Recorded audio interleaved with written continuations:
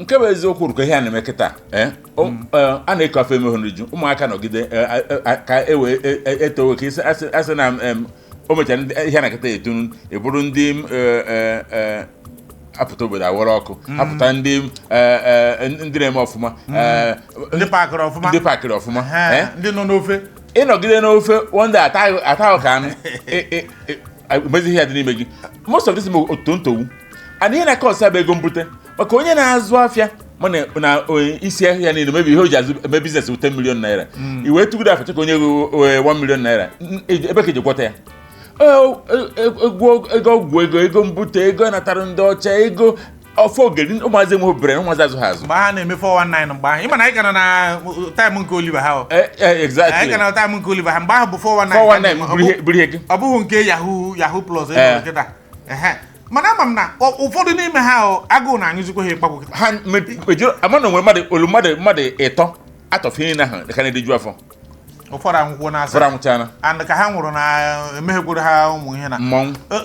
ịgazie na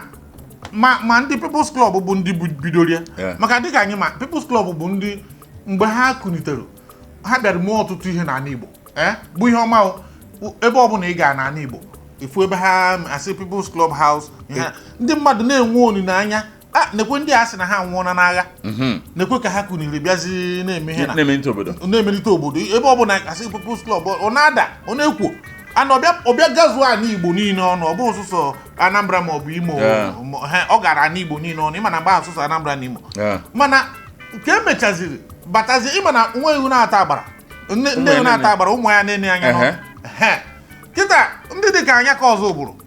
ndị dịka Chijioke mba na-efu ha ndị a niile na-akụchi egwu kịta abịa na tinyezie ya na siki ọbazie na siki nke bụ na igekwa egwu anya ka ọzọ bụrụ nso nsa n'ụdị etu ọ bụ na ị ga-egwu ka etu ọ na-adị ha megekwe because a sị na ha aka ogwu na mana ị ga-ehi oge gị maka na moto ọbụla ịbanye a na-akpọ n'ime ya ị na-agafe ị ga-afụ egwu ebe ọbụla bụ egwu anya ka na-ewu mkpọtụ ka a na-eme na a na-akpọ ya ma I don't pay attention because na mkpọtụ ka a na-eme ọha dị define ihe na-eke bụ mebi eto ome nke akọrọ asị na ọha ego ka anyị na-achụ ọgwụ ka anyị na-agwọ ndị gba na-akụ ya a na-akụ aka ịchọka nge ye confession na ọ bụrụ ego ka anyị na-achụ ọhọmbọ ka a na-agbọ na ọgwụ ka anyị na-agwọ ha na-akụ aka na-agbụ ya so I don't listen to it any longer because ọ na-eme ọ na-ebias mind mmadụ ihe o ji na-abias ụdị nke bụ na mkpụrụ akụrụ akụ n'ime ekwebeghị anwụ ya bụ mkpụrụ nke ịgba mbọ mkpụrụ nke